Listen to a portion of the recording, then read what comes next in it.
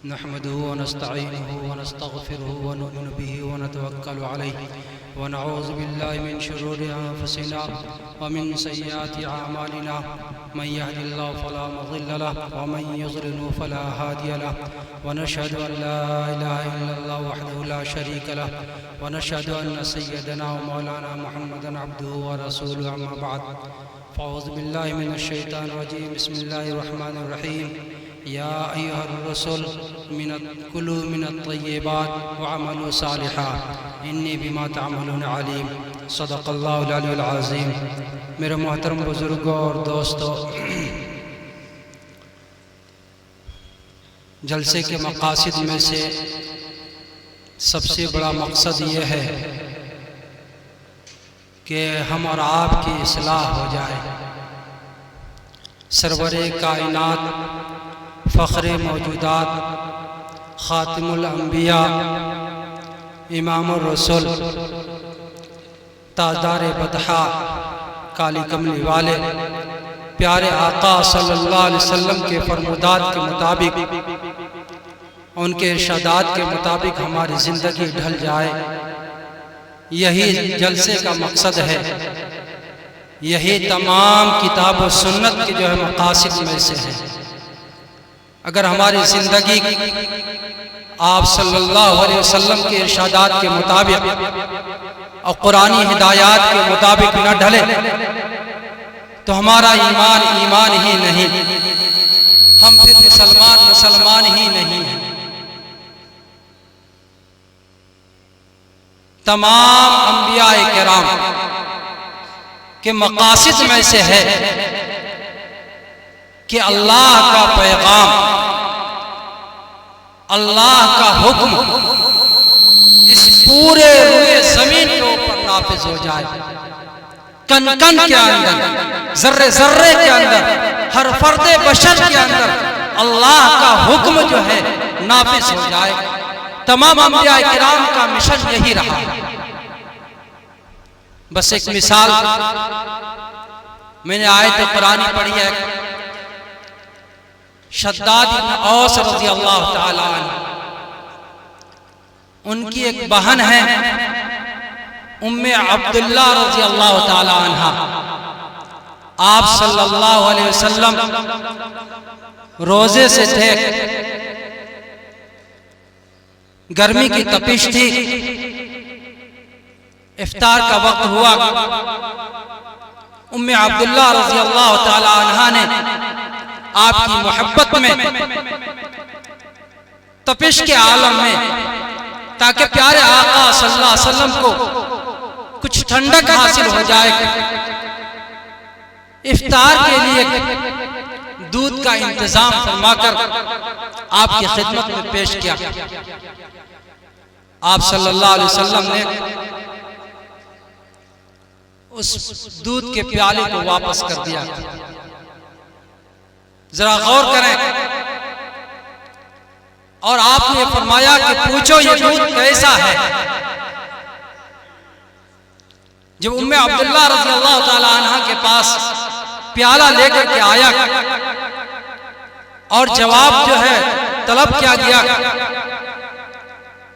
तो उम्मे अब्दुल्लाह रज़ियल्लाहु ताला अन्हा ने फरमाया कि बोलो कि ये दूध हलाल है और ये मेरी बकरी का दूध है। मैंने बकरी से दूध निकाल करके आपको पेश किया है। आप सल्लल्लाहु अलैहि वसल्लम को अर्ज किया गया, तो आप सल्लल्लाहु अलैहि वसल्लम ने फिर कहा जाओ पूछो वो बकरी कैसी है।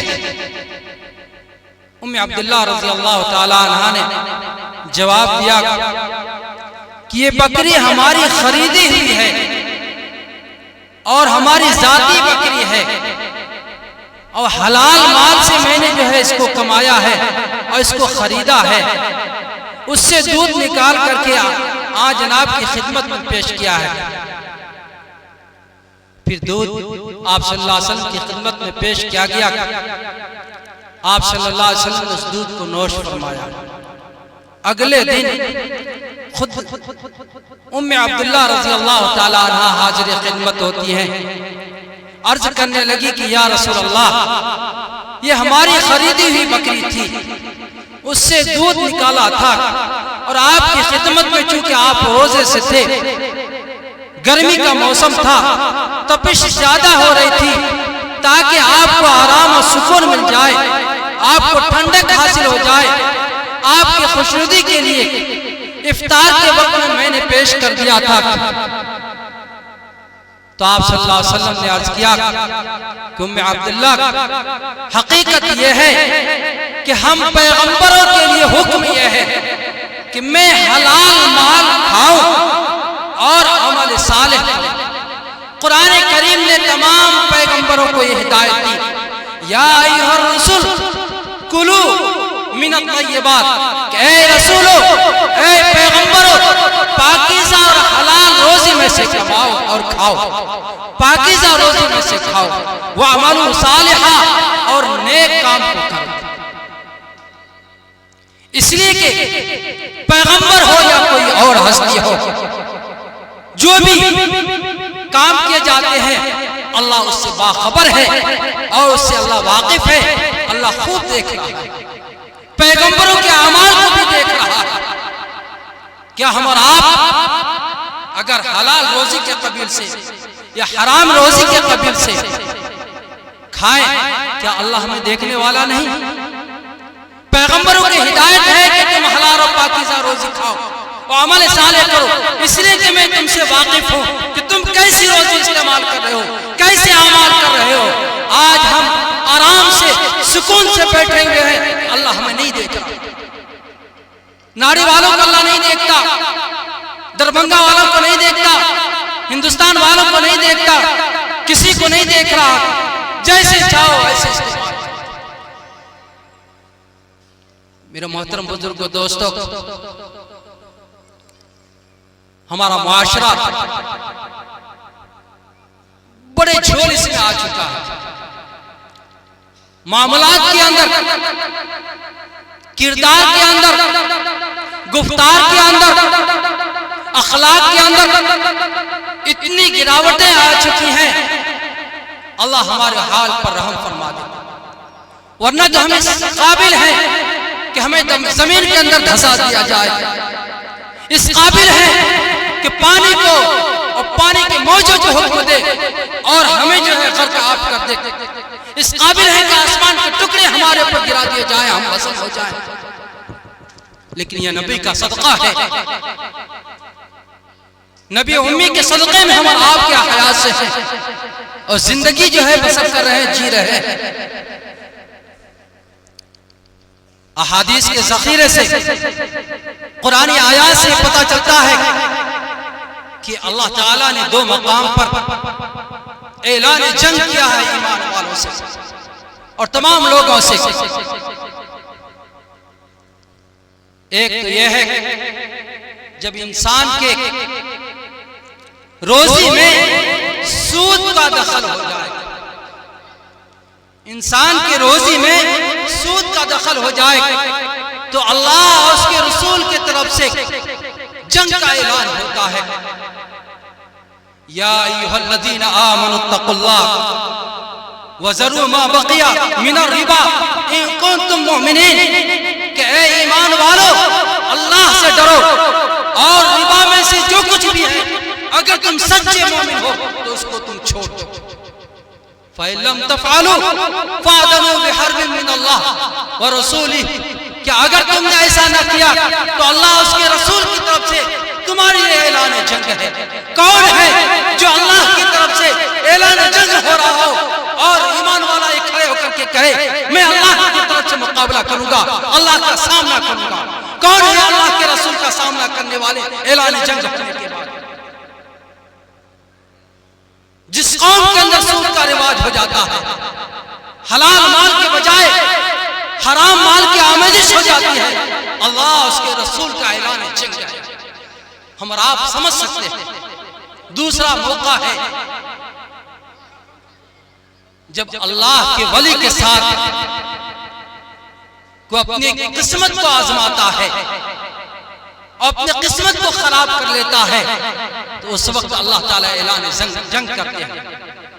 मन आदाली वलियन फकद आज़नतुहु बिल हर्ब, जो शख्स के मेरे वली से अदावत रखता है, दुश्मनी करता है, तो मेरी तरफ से उसके लिए ऐलान जंग है। तमाम ज़खायर हदीस को टटोलिए, यही तो मौका है जिसके लिए अल्लाह उसके रसूल ऐलान जंग करता है।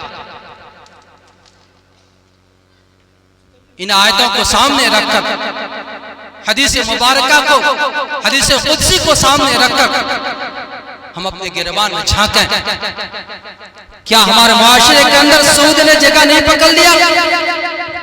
क्या हमारे मुआशरे के अंदर हलाल के बजाय, जिसका हुक्म तमाम पैगंबरों को है, हलाल के बजाय हराम रोजियों ने जगह नहीं पकड़ ली? क्या हमारा मुआशरा, हमारा किरदार, हमारा अफाल, हमारे कैरेक्टर खराब नहीं हो रहे? अफाल से हो या किरदार से हो, गुफ्तार से हो या रफ्तार से हो, हम हलाल के बजाय हराम की तरफ नहीं चल रहे? यकीनन कदम कदम पर हम अल्लाह की नाफरमानियां कर रहे हैं।